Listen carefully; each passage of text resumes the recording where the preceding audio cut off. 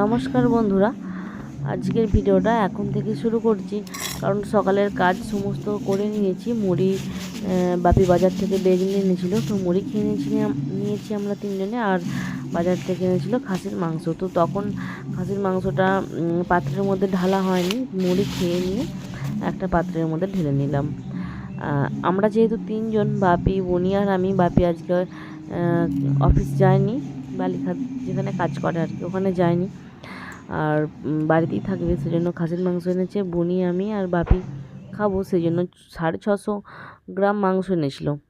আর মাংস বনি কেটে ধুয়ে পরিষ্কার করে নিয়েছি। এদিকে আমি আদা, রসুন, পেঁয়াজ, আলু কেটে নিয়েছি। আর করব একটু শাক ভাজা, একটু পটল ভাজা, সেগুলো কেটে নিয়েছিলাম আগের থেকেই। এদিকে ভাত বসিয়েছি, দেখুন ভাতটা চাল তুলে দিয়েছি, ভাত এদিকে হচ্ছে, আর এদিকে শাকটা সেদ্ধ হয়ে গেছে।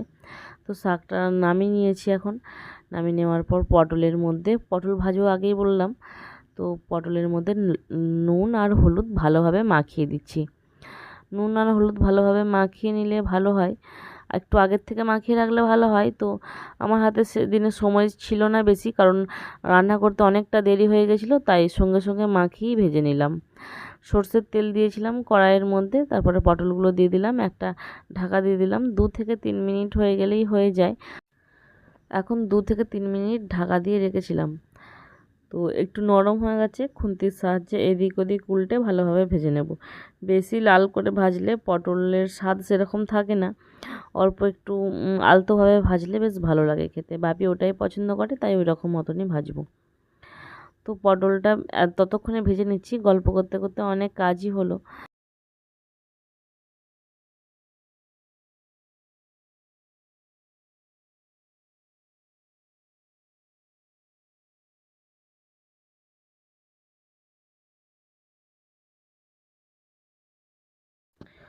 পটল ভাজা হয়ে গেছে, একটা পাত্রের মধ্যে তুলে নিয়ে এখন পটল ভাজা যে তেলটা ছিল না, ওর মধ্যে রসুন দিয়ে দিলাম। রসুনকে থেতো করেছিলাম, রসুন থেতো করে শাক ভাজলে শাকটা খুব সুন্দর খেতে হয়, সেই জন্য রসুনটা দিয়ে দিলাম। আর এখন যে শাকটা সেদ্ধ করে রেখেছিলাম ওটা দিয়ে দিলাম।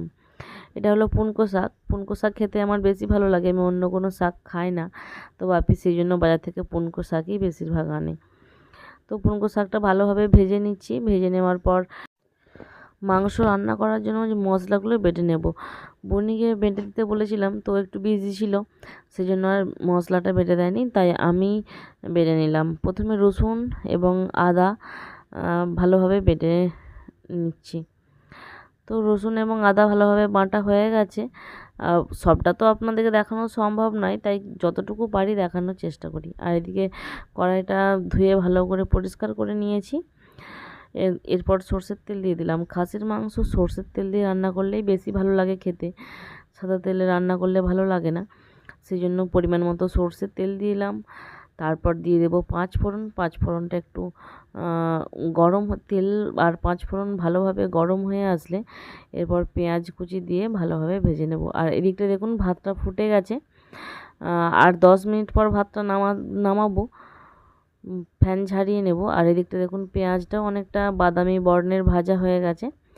এরপর এক এক করে যে বাড়িতে মশলাগুলো ব্যবহার করা হয়, সেরকম ইউনিক কিছু জিনিস ব্যবহার করছি না এখানে, নর্মালি জিনিস আমি ব্যবহার করছি। দিয়ে দিলাম রসুন বাটা। পেঁয়াজটা বাদামি বর্ণ হয়ে আসার পর দিতে হবে, কিন্তু নাহলে পেঁয়াজের কাঁচা গন্ধ থাকলে ভালো লাগবে না। রসুনটা দেওয়ার 2 থেকে 3 মিনিট পর, মানে রসুনটা ভালোভাবে ভাজা হয়ে যাওয়ার পর দিয়ে দেবো আদা বাটা। আদা বাটা ভালোভাবে ভেজে নিতে হবে, যাতে করে কাঁচা গন্ধ চলে যায়। আর এদিকে নিত্যদিন যে মশলাগুলো ব্যবহার করি সেটাই একটা বাটির মধ্যে গুলে নিয়েছি। একটু লঙ্কার গুঁড়ো, একটু হলুদের গুঁড়ো, একটু জিরের গুঁড়ো। আর এদিকে মশলাটা দেখুন ভাজা হয়ে গেছে, মানে পেঁয়াজ আদা রসুনটা ভাজা হয়ে গেছে, তাই এই মশলাটা একটু জল দিয়ে গুলে নিচ্ছি। গুলে নিয়ে দিয়ে দেবো, কারণ কড়াতে লেগে যাচ্ছিলো, আমি একটু তাড়াতাড়ি করছিলাম। দিয়ে একটু 10 থেকে 15 মিনিট ভালোভাবে কষিয়ে নেব মশলাটা, যাতে করে কাঁচা গন্ধ না থাকে। আর এদিকে প্রেসার কুকারে জল দিলাম। জলটা একটু গরম হয়ে যাওয়ার পর দিয়ে দেব যে খাসির মাংসটা কিনে আনা হয়েছিল, সেই মাংসটা আগে সেদ্ধ করে নিয়ে তারপরে মশলার মধ্যে দেব। আর এটাতে 3টে সিটি দেবো, তারপরে আবার মাংসটা মশলার মধ্যে কষতে থাকবো। ততক্ষণে প্রেসার কুকারে হাফ সেদ্ধ হবে আর কড়াইয়ের মধ্যে হাফ সেদ্ধ হবে, তাহলে ভালোভাবে হয়ে যাবে। আর এদিকে ভাত হয়ে গেছে। এই যে মাংসটা দেখুন এখন কড়াইয়ের মধ্যে দিয়ে দিয়েছি, অল্প কটা আলু দিয়েছি, দিয়ে রান্নাটা করে নিয়েছিলাম। আর এদিকে দেখুন শীত চলে যাচ্ছে বলে বুনি জুতো পরিষ্কার করে দিচ্ছে, বুটগুলো তুলে রেখে দেবে সেই জন্য। আর যত জুতো ছিল ও সবগুলোই পরিষ্কার করে নিয়েছে দেখুন। চলুন ভিডিওটা এখানেই শেষ করছি। আপনারা সবাই ভালো থাকবেন। ভিডিও ভালো লাগলে একটা লাইক করে দিতে পারেন, ইউটিউব থেকে দেখলে সাবস্ক্রাইব, ফেসবুক থেকে দেখলে ফলো করে দিতে পারেন। দেখা হবে নতুন কোনো ভিডিও নিয়ে, ততক্ষণ পর্যন্ত সবাইকে টাটা।